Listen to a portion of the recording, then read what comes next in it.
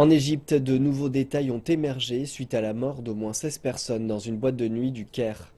À l'origine, on suspectait cette tuerie d'être une attaque terroriste, mais des rapports indiquent à présent que l'incendie serait dû à un différend qui aurait dégénéré. La nuit a été agitée au Caire. Selon des témoins, des hommes cagoulés juchés sur des motos auraient jeté des cocktails Molotov contre la porte d'entrée de la boîte de nuit Al-Sayad.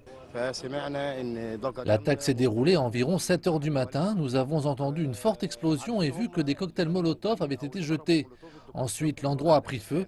Nous étions garés de l'autre côté de la rue, mais quand nous avons finalement réussi à entrer, nous avons vu que la plupart des gens étaient déjà morts.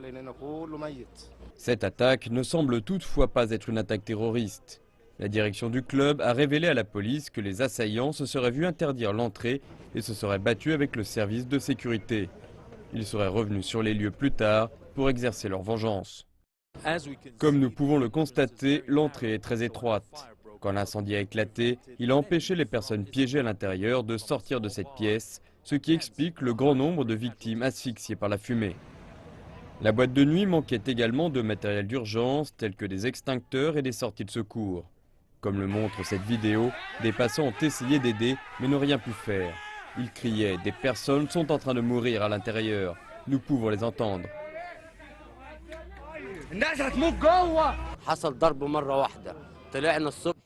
L'explosion s'est déroulée tandis que je dormais dans un autre bâtiment. Nous nous sommes rendus sur place et avons vu l'incendie. Nous sommes allés chercher les gens à l'intérieur, nous avons sorti 16 personnes, mais ils étaient déjà tous morts asphyxiés. Si l'attaque avait eu lieu pendant les heures d'affluence, le bilan des victimes aurait certainement été beaucoup plus lourd. La plupart des personnes tuées étaient des membres du personnel.